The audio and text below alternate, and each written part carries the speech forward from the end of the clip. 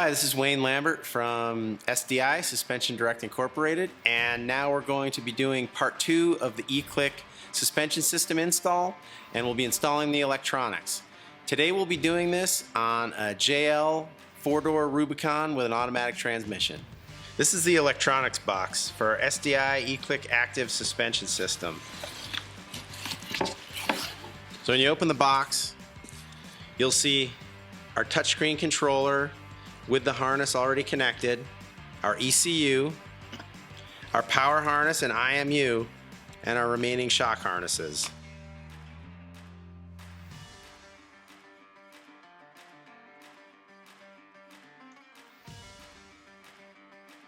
We'll start by opening the vehicle hood.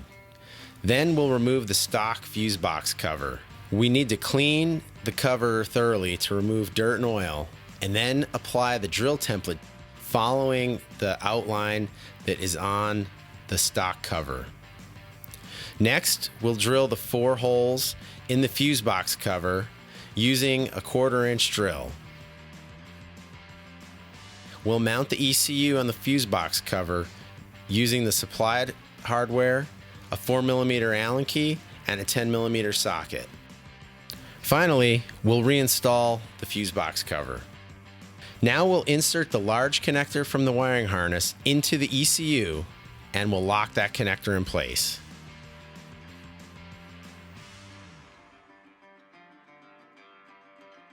Start by unbolting the center bolt on the top of the firewall with a 10mm socket. Now place the IMU with the bracket step facing toward you, and finally finish with installing the stock bolt and tightening with a 10mm socket. We'll remove the firewall plug. We'll remove the gear knob skirt using a flathead screwdriver. Now we'll remove the gear knob bolt with a T25 Torx key. So we lift it up, and then we separate the lower plastic piece from the assembly. Now remove the shift boot from the stock shift knob. Now run the OBD2 connector, IMU, and data harness connectors through the gear knob screw hole and down through the center console by loosening it using a 10mm socket. Now we're going to feed the power harness through the opening in the console for the shifter. Now place the SDI touchscreen gear knob in the stock skirt and stock gear knob plastic receptacle and insert it back into the gear lever. Now secure the assembly using the stock bolt and T25 Torx key. Replace the stock skirt. Next, run the touchscreen harness under the dashboard. Plug the OBD2 harness connector into the vehicle's OBD2 diagnostic port, and then run the 6-pin data harness connector through the firewall and route the data harness along the firewall to the ECU. Now connect the 6-pin IMU harness connector to the IMU that was previously installed on the top center of the firewall. Finish up inside by inserting the firewall grommet. Now move outside the vehicle and connect the 6-pin data harness connector to the ECU plug.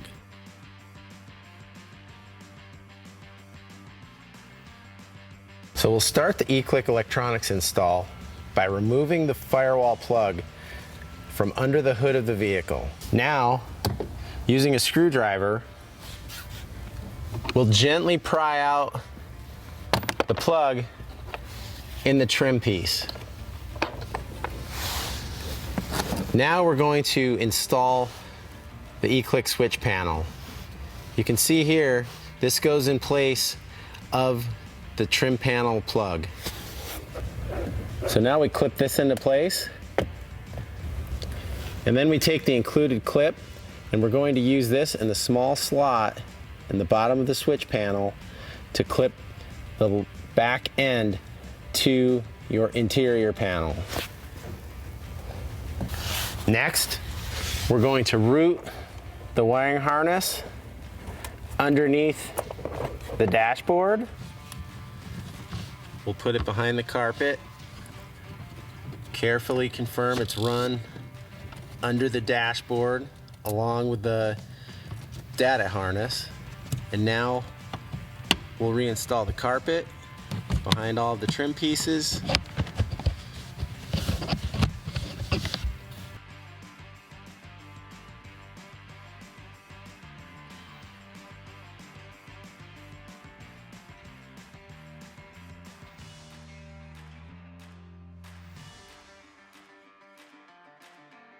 First, we'll remove the fuse box cover.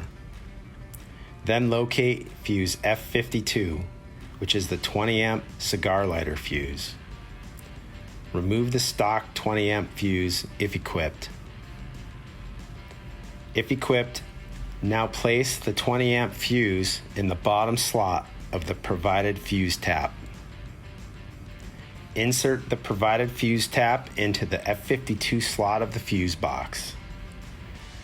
Insert the blue ignition wire into the clip on the left corner of the fuse box and run the blue ignition wire out of the fuse box toward the ECU plug. Now connect the red wire ring connector of the power harness to the positive terminal of the vehicle battery.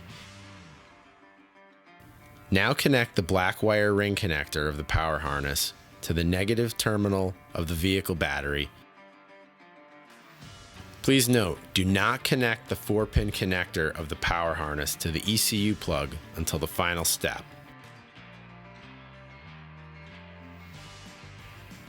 Connect the 4-pin connector of the front shock harness to the ECU plug.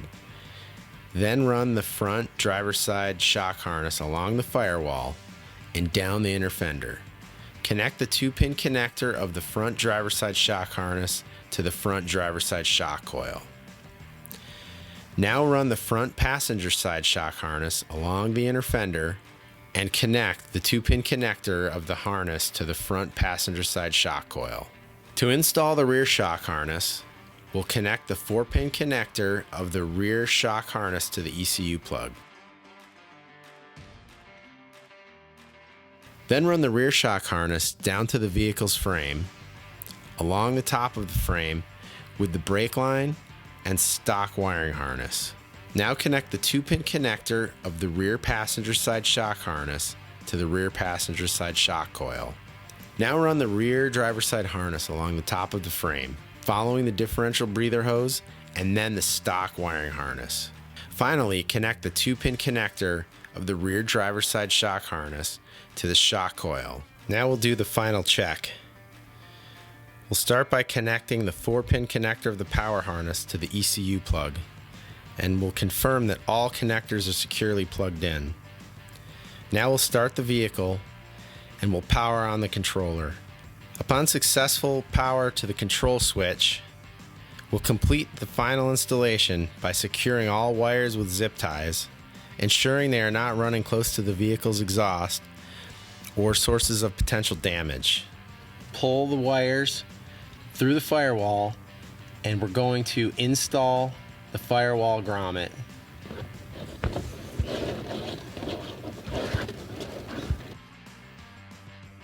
With the installation of the system complete, we can now move on to calibrating the IMU.